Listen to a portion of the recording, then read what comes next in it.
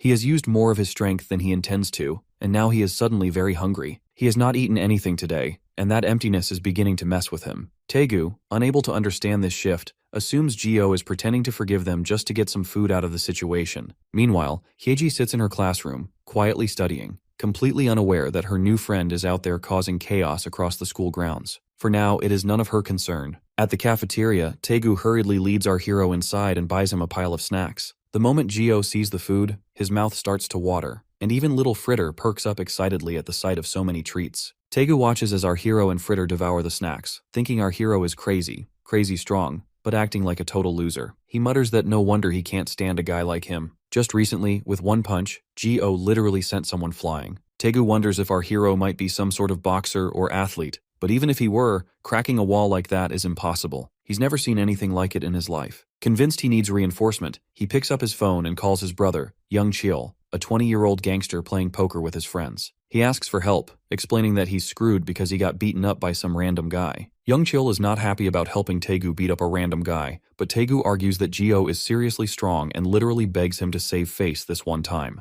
Another gang member asks who he's talking about, and Young Chil makes fun of Taegu, but since they are bored, they agree to help. Young Chil tells him he will swing by later and that Taegu should bring our hero to them. Taegu ends the call, grinning and smirking, thinking he heard that Gio is now dead. But in the next moment, our hero comes up to him and offers some of his food, saying he felt lonely eating and wants to share. Taegu refuses, saying he brought everything for Gio, even offering more food. Gio then shares it with Fritter, making Taegu think, how is this loser so strong? He notices our hero's hand and realizes that when he punched the wall, his wrist was hurt, but now it's completely normal. He begins connecting the dots, remembering a video online about heart mutants who come in all shapes and sizes, making up less than 0.001% of the population but still incredibly strong in real life. Hidden, Taegu directly asks Gio if he is a heart mutant. Our hero spits out a coin on Twitter trying to deny it, but he's terrible at lying, painfully obvious. Taegu goes pale. He has never met a heart mutant before, and our hero seems like a normal person. Worried about how dangerous Gio might be, Taegu calls Young Chil again. When he informs him that Gio is a heart mutant, he cannot trust his luck. Everyone becomes alert. Taegu whispers calmly on the phone that it's dangerous and that they should cancel the meeting,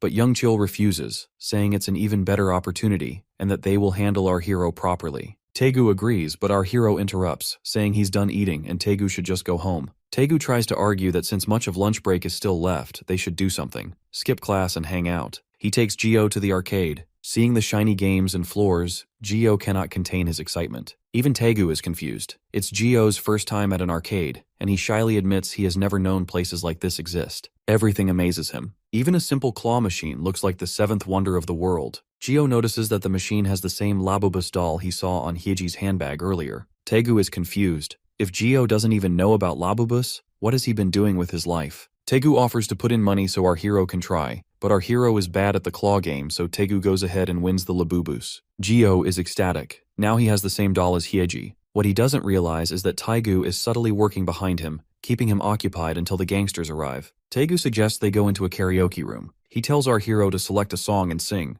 Gio says he doesn't know any song, but Taegu insists there must be something he knows. Gio begins to sing the only song he knows, a nursery rhyme, but with such passion that it's almost adorable. Taegu cannot believe a grown man is singing a children's song and wonders if our hero is acting. Gio explains it's literally the only song he knows, taught by his mom before they were separated when he was 7. Since then, he hasn't lived a normal life and doesn't know pop culture. Taegu feels sad hearing this, realizing Gio couldn't live a normal life and suspects something deeper is going on. He becomes emotional and offers money, saying that since our hero could not live a normal life, he will teach him how to live like a teenager. They hit different games, play drums, video games, and even dance. As expected, our hero is bad at everything. After a while, they leave the arcade, Taegu breathing hard from the excessive fun. He confesses he's never had this much fun in his life. He checks his phone and sees a call from his brother, Young Cheol, realizing time has passed and he forgot the task he was given. He looks at the photo booth pictures with Gio and Fritter, thinking he's an idiot for taking them with the enemy, but Gio's naivety shifts something in his heart. He goes to the alleyway alone, not bringing our hero as promised. He apologizes to Young Chol, saying he was mistaken and that our hero is not actually a mutant. The gangsters are annoyed, saying he wasted their time, but Taegu is persistent.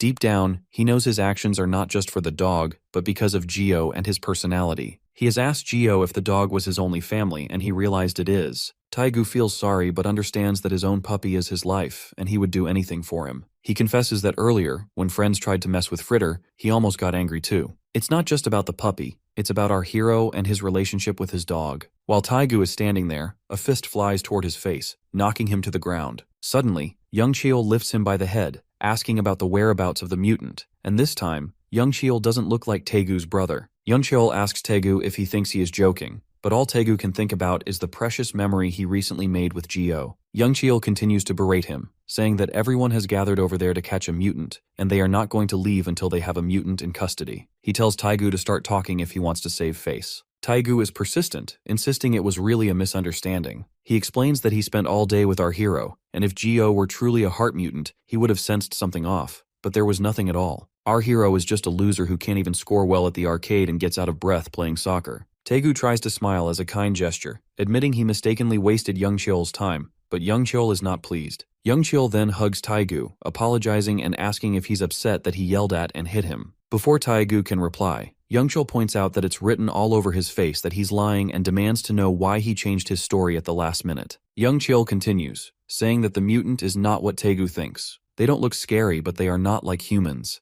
They are dangerous, capable of making the world a very hazardous place. Taegu should just reveal the truth so they can all walk away. Young Cheol even argues that if Taegu is worried about them and they could lose at the hands of a mutant, then he shouldn't act recklessly. Taegu refuses again like a stubborn bastard. Before he can say anything else, Young Cheol says that $500 is the reward for turning over the mutant to the boss, which he thinks is quite generous. Young Cheol explains that if Taegu delivers the mutant, he will get the reward as well. He reveals that he has already lined up a broker who handles heart mutants, and that it will be handled without any loose ends. Taegu realizes this is human trafficking. Recently, kidnappers have been targeting heart mutants across the country, and rumors claim that government research facilities buy them for money. He had thought it was just gossip, but now he sees it with his own eyes. He cannot let it happen, so he apologizes again, insisting Geo is just a normal guy. Before he can finish, Young Cheol kicks him, sending him flying. The blow hurts his lungs, making it hard to breathe. Young Cheol starts beating him with his feet, stomping on his head again and again, crushing him, forcing him to speak. Taegu's legs go straight, and the pain takes him straight to a flashback. Some time ago, Taegu was being beaten by bullies just like this, until a loud voice shouted for them to stop. It was Young Cheol with his friends. Back then, they weren't gangsters, and they stopped Taegu from being beaten to death. Taegu, a little kid, was happy to be saved but felt humiliated. Young Cheol comforted him, saying they are in the same gym, and he will protect Taegu from getting beaten by these guys. Back then, Young Cheol seemed loyal, kind of cool, and not much of a fighter, so Taegu wanted to be just like him. But now, his own mentor and friends are hitting him repeatedly until he is a pulp on the ground. Young Cheol remains insistent, claiming Taegu is lying to their faces. He comments that Taegu has loyalty, which is kind of badass, but it is misplaced. It should belong to him. He warns that if Taegu is thinking about selling the mutant to another broker, he might get 200 or 300 at most, but he will be directly in danger. He signals his gangsters to bring in a chain, wraps it around his hand, and says he will show Taegu how to live like a gangster. This time, Taegu does not hold back, saying they are completely uncool. Young Cheol almost stops breathing, shocked. Even Taegu is confused why he is instigating Young Cheol. The angered Young Cheol prepares to strike as Taegu tries apologizing repeatedly, insisting he misspoke.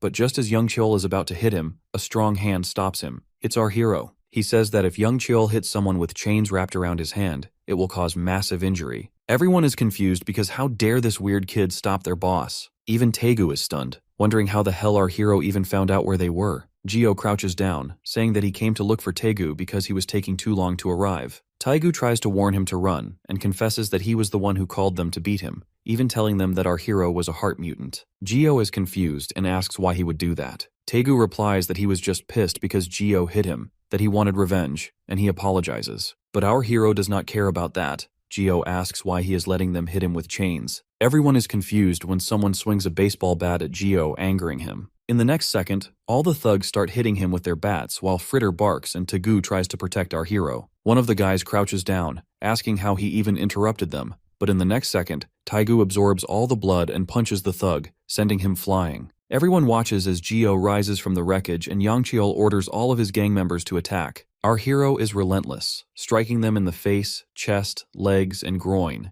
even taking a few hits and punching back 10,000 times stronger. Everyone is confused, wondering how he can even be human because of the way he fights. Young Cheol takes matters into his own hands and rushes to stab him, mocking him for being stabbed in the heart. He whispers as he repeatedly stabs, expecting Gio to die, but Gio catches the dagger in his hand to stop him. Seeing that our hero is still standing, Youngchul grows a little scared, thinking what kind of heart can be stabbed and remain unharmed. Our hero knows the answer, but says he doesn't need to reveal that secret. He then stabs Youngchul in the leg, causing immense pain. Meanwhile, all the thugs flee, thinking they are no match for a mutant, but Gio is not ready to let it go. Now that they know he is a mutant, none of them get to run. He beats them all into a pulp. Once he is done, Taegu, also brutally beaten, crawls toward him, saying he will call an ambulance. Gio reassures him that he is fine. Taegu is confused, thinking about how our hero got stabbed, and apologizes once again. He raises his fist and hits himself repeatedly, cursing himself for his mistake, admitting that he was ready to sell his friend for just some cool points. He confesses that he used to hang out with those guys all the time,